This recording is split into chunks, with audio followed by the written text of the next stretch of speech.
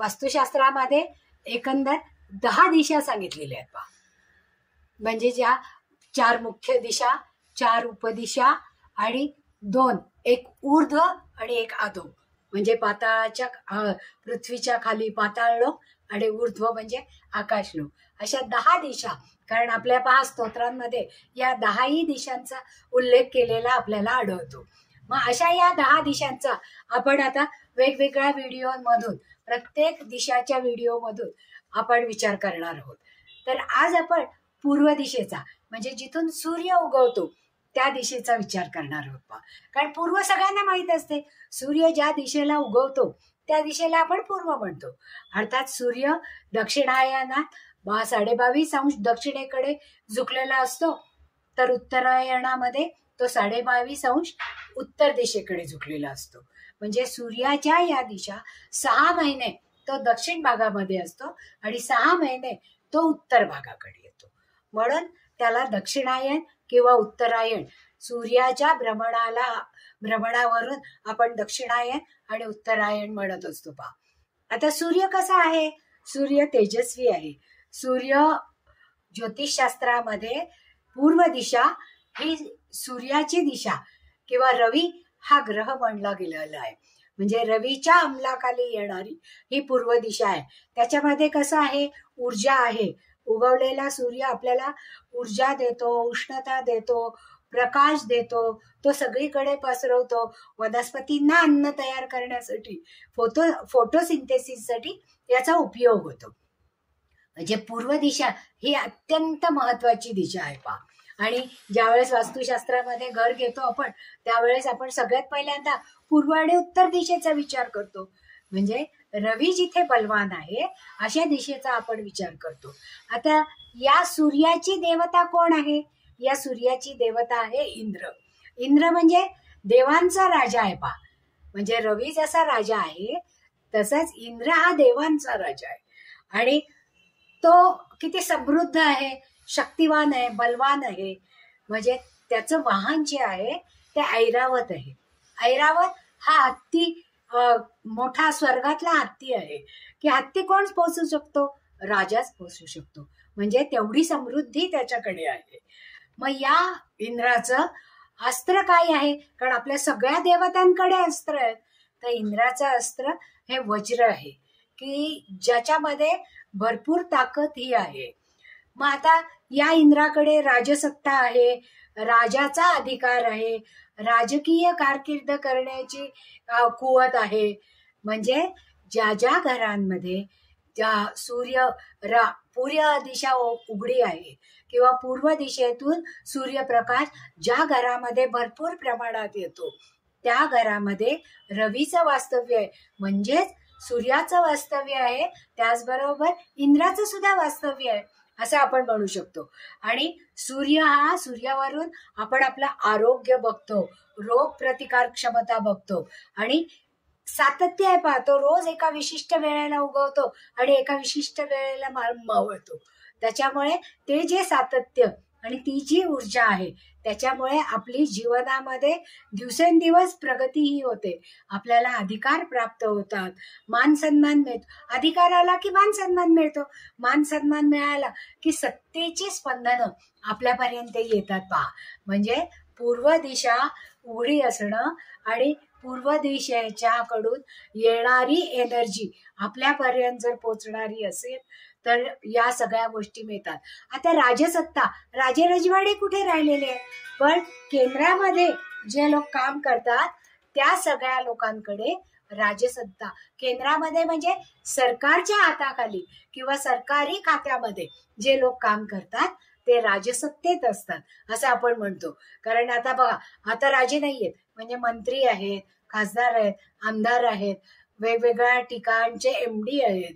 म्हणजे ज्यांच्याकडे सत्ता आणि साम्राज्य आहे, साम्राज्य म्हणजे त्या ऑफिसचं चालवण्याची एनर्जी आणि ऊर्जा आहे, त्या लोकांना राजकीय अधिकार आहे असं आपण म्हणतो पहा. मग पूर्व दिशा ज्यांची जर बंद असेल तर या सगळ्या गोष्टींमध्ये आपल्या आयुष्यामध्ये कमतरताही दिसून येते आणि त्यामुळे पूर्व ज्यांची बंद आहे किंवा तिथे स्नानगृह आहे, टॉयलेट आहे, कचरा ठेवण्याच्या जागा आहे किंवा खड्डा आहे किंवा आपण चपला बुटांचं स्टँड ठेवतो, अशासारख्या कचरा किंवा अस्वच्छता जर तिथे असेल तर तिथून येणारी ही पॉझिटिव्ह एनर्जी ही थांबवली जाते. ती ऊर्जा कमी प्रमाणात आपल्याकडे येते आणि ती दूषित होते. म्हणून पूर्व दिशा नेहमी ज्याची ओपन असायला पाहिजे, सूर्यकिरण आत यायला पाहिजे, त्याप्रमाणे ती स्वच्छही असायला पाहिजे आणि सूर्याच्या गुणांचा हा सगळा उपयोग आपल्याला करून घेता आला पाहिजे. मग अशा ज्यांची पूर्व दिशा बंद आहे त्यांना उपाययोजना करणं गरजेचं असतं. सत्ता असती किंवा ज्यांच्या हातामध्ये सत्ता आहे, ज्यांच्यामध्ये एनर्जी आहे, असे लोक कसे असतात, ज्यांची छाती रुंद असते, पुढे आलेली असते, त्यांच्याकडे सत्ता असते आणि त्यांना वेगवेगळे कामं करण्याची एनर्जीही असते. मग पूर्व दिशेत जर वास्तुदोष असेल तर आपल्याला काय करता येईल? कारण आता पूर्वीसारखं आपण इंद्र ही देवता म्हणलोय पूर्वेची, ऐरावत. आजकाल ऐरावत आहे का? हत्ती आहेत का? नाही. म्हणजे मग काय आहे, मोठ्या मोठ्या गाड्या आहेत की ज्या लक्झुरियस कार आहेत किंवा गाड्यांचा ताफाच्या ताफा ज्यांच्या सेवेमध्ये आहे, अशा लोकांना आपण राजसत्तेत असणारे लोक असं म्हणू शकतो. आणि हत्ती हा त्याचं साधन आहे. म्हणजे ज्या वेळेस पूर्वेची ऊर्जा आपल्याला कमी होते त्यावेळेस शुभचिन्हांकित हत्ती जर आपण पूर्व दिशेला ठेवला तर तो उपाय होऊ शकतो. आणि इंद्राचं आयुध वज्र आहे, मग ते वज्र, त्याचं चिन्ह किंवा त्याचं टाक जर आपण त्या दिशेला लावला, पेस्ट केला किंवा फ्रेम करून लावला तर त्याचा उपाय आपल्याला जास्तीत जास्त मिळतो. आणि जी काही पूर्व बंद असल्यामुळे जी स्पंदनं मिळणार नाहीत ती मिळणार आहेत. आता राजा आहे म्हणजे त्याच्याकडे छत्रचामर आहे.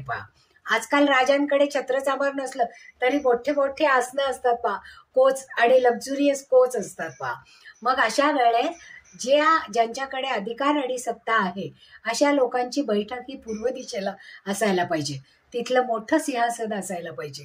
आणि छत्रचामर म्हणजे काय आहे की भिंतीवर ज्या पूर्व दिशेच्या कडून एनर्जी मिळत नाही त्या पूर्व दिशेच्या भिंतीवर जर आपण कथ्थक आणि भरतनाट्य करणाऱ्या इंद्राच्या जशा अप्सरा असतात तशा या भरतनाट्य आणि कथ्थक करणाऱ्या जर स्त्रियांचं म्युरल आपण लावलं आणि छत्र आणि हत्तीवर बसलेलं एखादी मिरवणूक अशी जर आपण याचं म्युरल केलं तर ते पूर्व दिशेला लावलं तर पूर्व दिशेमध्ये असणारे दोष हे दूर होतात आणि आपल्याला ही उपाययोजना मिळते.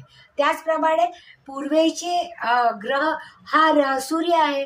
मग सूर्य हा 7 घोड्यांच्या रथामध्ये बसून येतो आपण त्याला सप्तरश्मी असं म्हणतो. म्हणजे हा सूर्य या 7 घोड्यांच्या रथामध्ये बसून येतो.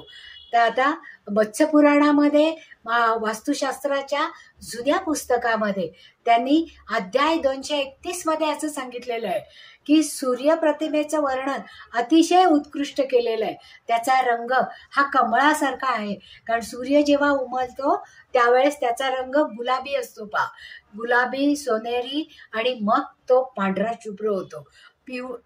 गुलाबी, पिवळा, तांबडा आणि मग पांढरा शुभ्र होतो. जसं जसं त्याचं तेज वाढत जातं त्याप्रमाणे होतं. म्हणून पूर्व दिशेला जर गुलाबी रंगांच्या छटा आपण त्या भिंतीवर वापरल्या तर ही एक उपाययोजना होऊ शकते. त्याचप्रमाणे 7 घोड्यांचं चित्र जर आपण पूर्व दिशेला लावलं तर त्या पूर्व दिशेमधले दोष हे कमी केले जातात. म्हणजे पूर्व दिशेमध्ये असणारे दोष आपल्याला जर कमी करायचे असतील, आपल्या सातत्य आणि कार्यसिद्धी करायची असेल तर हे पूर्व दिशेतले दोष आपल्याला कमी करता येतात. आणि हे वास्तुशास्त्राप्रमाणे या उपाययोजना जर आपण केल्या तर पूर्वेची चांगली स्पंदनं आपल्याला मिळू शकतात. आणि पूर्व दिशा ही व्हर्च्युअली म्हणजे प्रत्यक्षात जरी ती उघडी नसली तरी आपल्याला त्याच्यापासून मिळणारी स्पंदनं हे मिळू शकतात. अर्थात उपाययोजनेने केलेले उपाय हे 80% फळतात. पण अगदीच बंद असण्यापेक्षा 80% ऊर्जा जर आपल्याला त्यातून मिळाली तर केव्हाही चांगलं आहे ना. म्हणजे जिथे जिथे त्रास आहे, जिथे जिथे अडचणी आहेत, तिथे उपाययोजना या ज्योतिषशास्त्र आणि वास्तुशास्त्रामध्ये आहेतच. मग त्याचा का नाही आपण उपयोग करून घ्यायचा.